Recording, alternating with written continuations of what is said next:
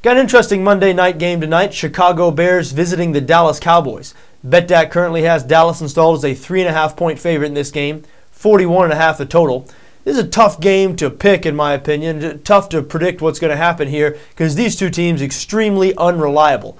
Both 2-1 on the year. Both these teams, I think a lot of their fans hope for them to be playoff teams, contenders. Some high hopes for both of these teams.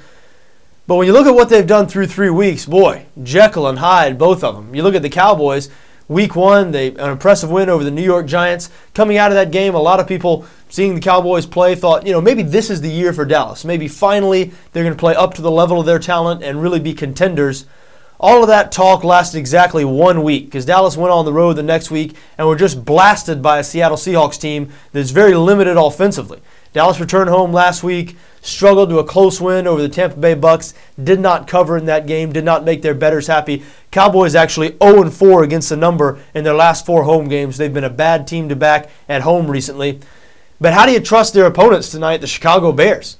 You look at Chicago, they've had 2 impressive wins, 2 big wins. I won't call them impressive because the teams they beat, Indianapolis and St. Louis, neither one of those teams expected to be playoff teams.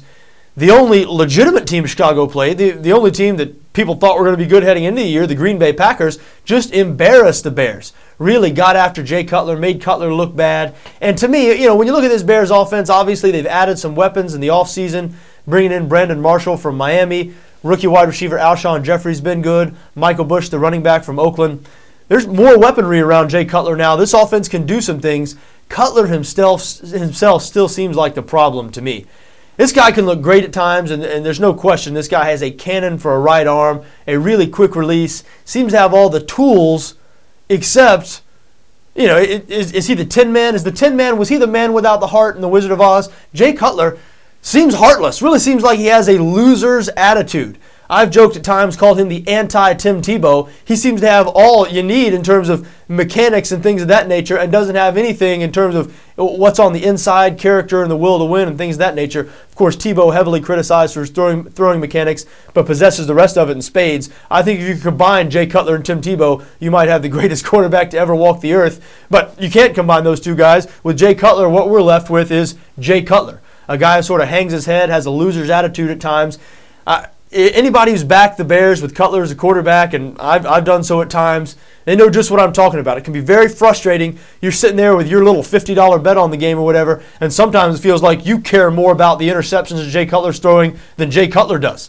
This guy will just throw one to the other team or throw one 10 yards over the receiver's head and give it a shrug walking off the field, or sometimes, like last game, yell at his offensive lineman. He really let Jamarcus Webb have it. Maybe it was a game before last where he was yelling at Webb. Gave him a shove on the sideline. Jay Cutler, his teammates don't seem to care for this guy.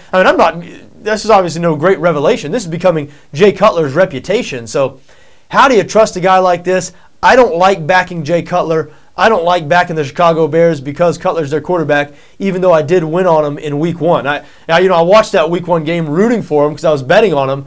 And repeatedly in that game, I was reminded, boy, I don't like betting on Jay Cutler. Now, Tony Romo, his counterpart for Dallas, I like Romo, think Romo's good. Obviously, people will not get off Romo's back until he has some postseason success. It remains to be seen whether that'll happen this year. I think Dallas would be well served to get DeMarco Murray going in this game, their running back. Rushed for less than 40 yards in their last game. This offense looks lethal when they have balance, when Murray's running downhill, and Romo, of course, he can make some things happen in the passing game. And because of the unpredictability of these two teams, I really don't favor either side tonight. I do lean towards the over here. The total's 41.5, and the trends point towards the under. The under is 6-0 in Dallas's last 6 games, 7-3 in Chicago's last 10 road games. 41.5 here is kind of low. I guess people look at this game and say, well, these defenses played well last week. Both these teams struggle a bit on the offensive line, so maybe the 2 front sevens are going to sort of have success and control this game, similar to what we saw last night throughout most of the Giants-Eagles game. But, it's true. These offensive lines have struggled, and they will need to give these guys time to throw. I still have questions about both of these defenses, particularly both of the secondaries. Chicago has had a bad secondary last year. They really struggled in week one, allowing over 300 yards passing to Andrew Luck in his NFL debut. Played better, I guess, in week 2 against Aaron Rodgers. Aaron Rodgers didn't throw for the cartoonish numbers that he sometimes does, but that game was really out of hand early, so Rodgers didn't have to throw for those kind of numbers.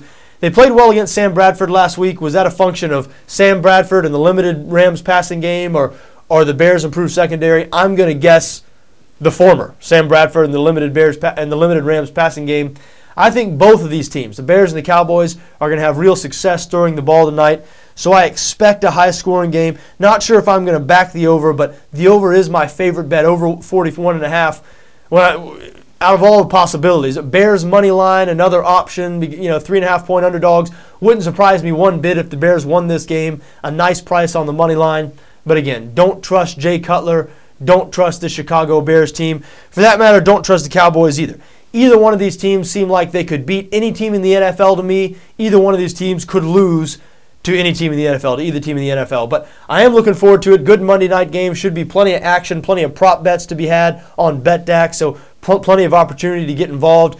If you're going to take my advice, which, hey, 2-1 yesterday on the picks, so by just barely, but by the closest of margins, came out profitable because we did have the Eagles last night, and if you watch that game, boy, that last field goal from Lawrence Tynes, if you were an Eagles backer like me, there were some nervous moments because when that thing left Tynes' foot, I mean, it was right down the middle, and it looked good. But it did fell short from 54 yards. So now people like me can gloat about being, oh, yes, 2-1, such a profitable day. So listen to me. Be sure to listen to me, what I'm telling you tonight. No, but if I do get involved in this game, it will be over 41.5. Should be a good competitive game, though. I am looking forward to watching it.